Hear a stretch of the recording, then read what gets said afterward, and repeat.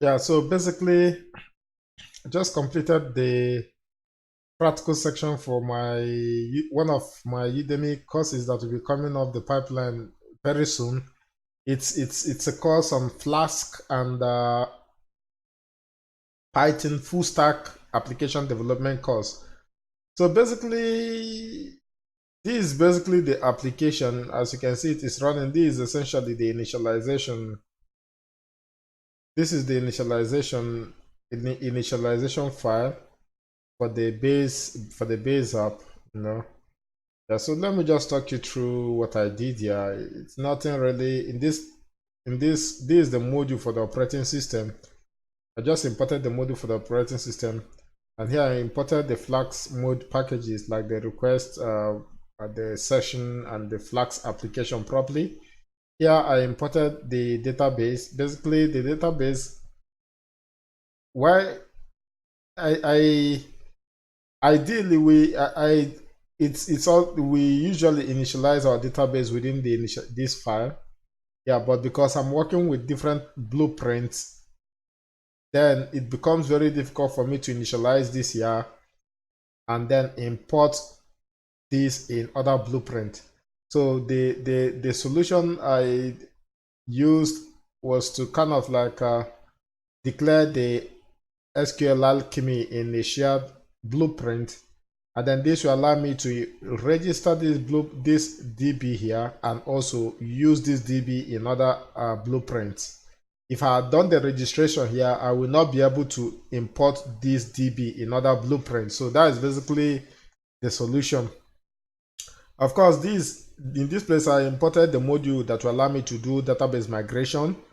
So to allow me to work with admin panel, I needed to import this Flask admin package and then the model view counterpart for the admin package. Of course, these are the models that I needed to kind of like register with the admin panel to allow me to perform CRUD operation on this model. So of course, I'm working with Blueprint because I'm developing a modular application. As you can see, the application has been broken down into different blueprints. In Flask, we make use of blueprints, to kind of like specify some functionalities that need to be in a separate package. Like we have the CAT blueprint, the catalog blueprint, we have the checkout blueprint, the location blueprint, the other blueprint, the shared blueprint, and the user blueprint. So here I imported the blueprint that have routable views because while I have several blueprints, all of them are not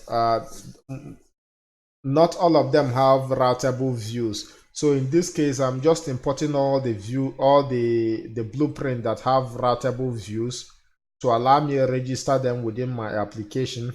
So here I have this CAT service. Within my CAT blueprint, I have a CAT service where I have defined some functionalities. So what I needed to do is that I want to expose some of the results of the calculations globally. So to be able to do that, I declare this context, this global context, and then I call this method to kind of like assign their values to these particular keys of the global dictionary. So coming over here in this place, in this particular area, I'm getting the base directory for the application. Here I'm creating the app, and then I'm performing some configuration here, like I'm assigning a secret key to this app. In this case, I'm registering the blueprint I've imported here. Then here I'm kind of like registering the directory, the location of my database. And then here I'm assigning a false to this particular parameter, because if you don't do this, then if you try to perform migration, it will start complaining. There is this complaint that starts registering. So to remove that complaint, I needed to kind of like assign this value to this particular parameter. So in this case here, I registered this particular admin package that I imported here. And then in these three lines, I registered this particular model to this model view. I'm registering this model and the database session to the model view. This will allow me to perform CRUD operation on this model, create, delete, update, on this model. I will show you the admin panel. So here I'm initializing the DB object I imported.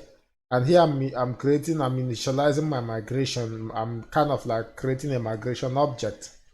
So to be able to make use of this view, there's this view here, the base view. This is basically the entering point to my application. Once I call this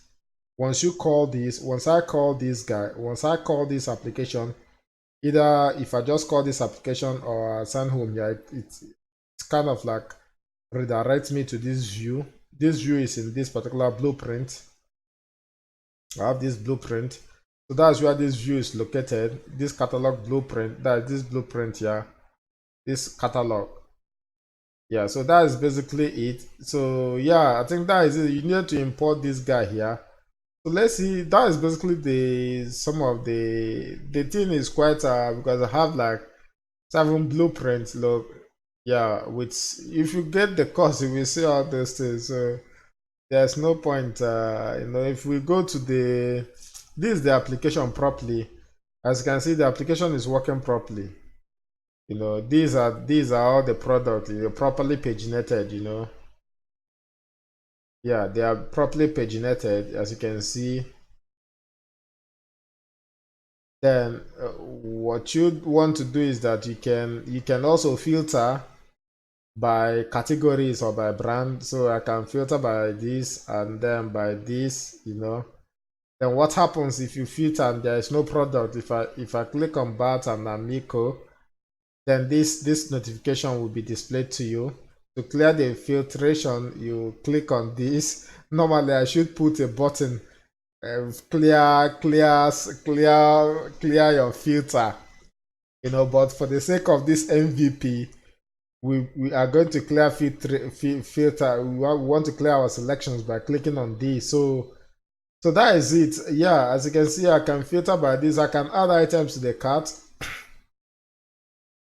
As you can see, I'm adding items to the cart. So I can also go to my cart by clicking on the cart. Here is my cart. I can remove these items from the cart. I can go back from here to my shopping, to my catalog list and add additional items. Then I can come over here. I might decide to go to checkout. This brings me to the checkout page.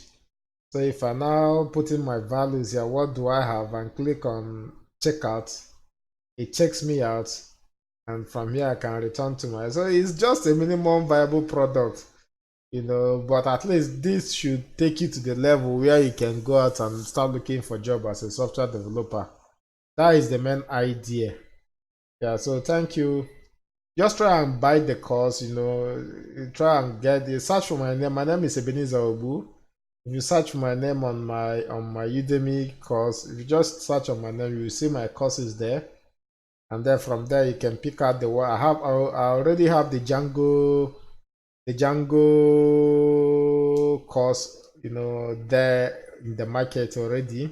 This is the Flask, course coming up. Yeah, this is Flask application. As you can see, it's Flask application. So, but I have a Django course already on the market. So in the market, you can go and look at it. So yeah. So thank you very much.